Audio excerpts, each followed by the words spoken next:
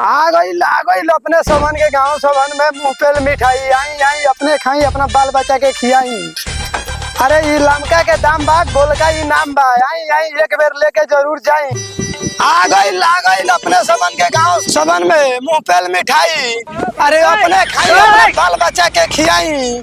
अरे गोलका के दाम बा लमका इनाम बा 20 रुपया दाम बा लमका इनाम बा आई आई अपने सबन खा के जाई। मुंगफली मिठाई कैसन बाटे हो नाका जमा में आल बका। हां एक बे खइबो तो बार बार होइबो 20 रुपया दाम बा लमका इनाम बा।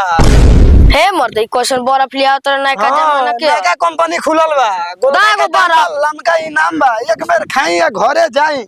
सुन सवेरे सवेरे के टाइम बा बहनी ना करइबे नु तो तोर गाड़ फाड़ देम हा। ए सलाम के गाड़ पर जान तो ठेलो से पूरा किलो तोड़ देही। साले करे अभी मैदान कर दो तो पानी ना नु छुआ थोके बा हम ठेले किने के बात करत रस। ए साला मुंगफली मिठाई देवे के मन बाकी उल्टवा के ठेला मार दो बता।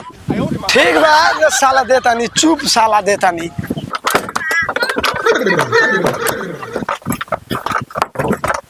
साले पहुंचा ठेला पर बाहर नहीं का चलता बर्फ पे बेची नहीं पहुंचा साले करे देख तोरा के हम देता नी हाय धर मुंगफली मिठाई। ए साला गोला तो आधा से बेसी हो गोला ना खइबे त का नीमन खइबो साले चुप जाने पैसा देना त के धर कान देता नहीं पैसा।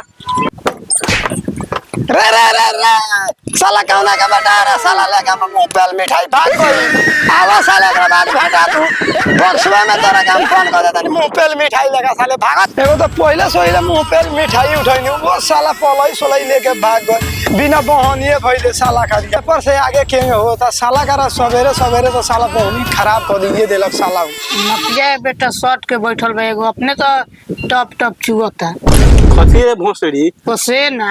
अच्छा हम कोन ये दोसर तोहर जीवन ढानो खाली यही में तो दिमाग और ई कोरिया के तो कहत नहीं कहिया से एगो मुंहफली मिठाई किन ए भोसड़ी तो पहली बार मुंहफली मिठाई के ना सुनत नहीं रे। हां अपनी के पुटदारवा रोज न मुंहफली मिठाई रातों दिनों खाते रहता रस। चुप भोसड़ो एगो त बिना हो कथा दुबरो आ देल।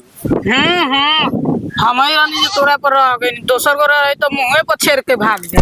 चुप लोग सुनी तो शिकायत कर जाओ तो मुंहफली मिठाई तो किन के तोरा खियाओ। कथी खाना बनल बताए हां भात हां दाल हां अरुआ ए भोसड़ी ओणो कथी होला रे घबरा गल भरुआ। अच्छा हम कहल ले दोसर। अच्छा चल खाइला तो सवेरे से भूख लागल बा चल आ गई अपने सबन के गांव में मुंगफली मिठाई आई आई खा के जाई गोलका के दाम बा लमका ए मुंगफली रुको ना मुंगफली ए नटिया के बेटा रुक रे रे भोसड़ी कौना के घर के हर बड़ी बिगड़ल बा रे। एगो मुंगफली मिठाई खिया तो कहिया पानी सुनतनी मुंगफली मिठाई आल बा।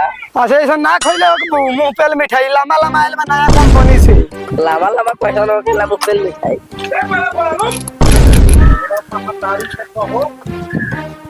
रे अभी कौन आ गई रे वो फालतू आदमी।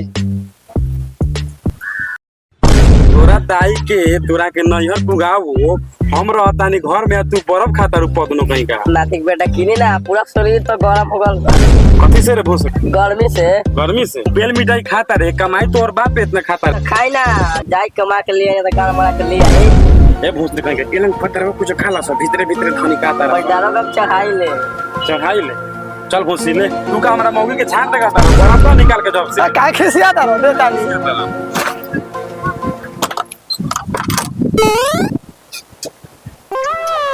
हाय धर मुंगफली मिठाई धर हो मेहरा मुंह में लगाई या चाभत जाई।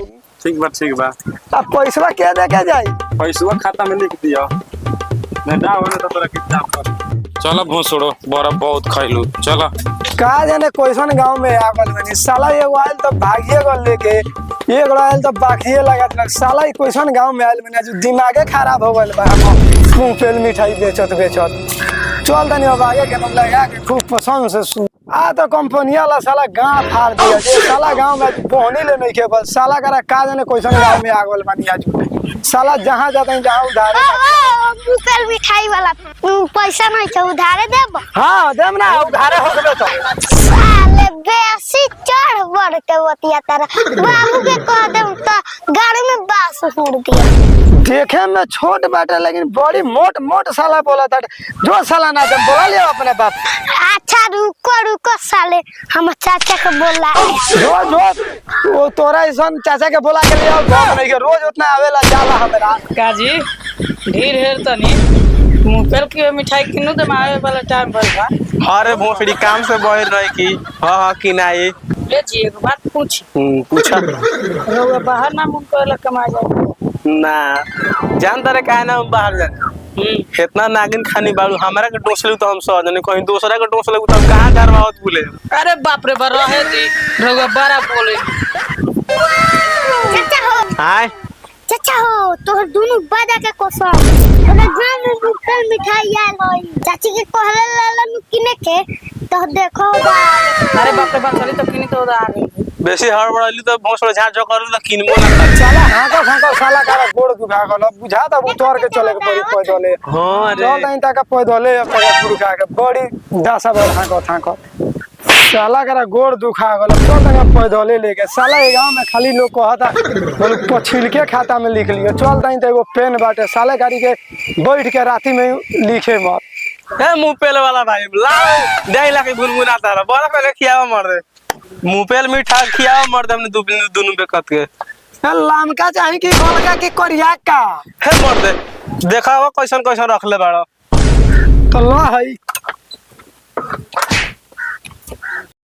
हेमे का मुड़ी हुरला बड़ा लो हमें लाला में ना मुड़ी हुरला देते बानी निकाल के ताले हाला कोइले बड़ा लो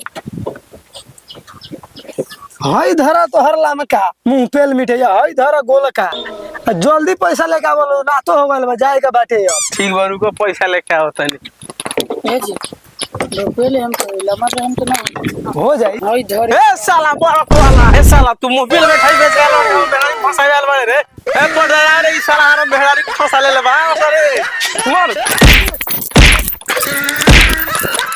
साला इस साला ये गांव में बड़ी साला कोनो मुंह पे मिठाई वाला गांव में बिगड़ होता कहां सा साले कोदारी से गाड़ काट के ले किस बना के चल भोसड़ी के गांव पूरा जा मार के मौसम ना मत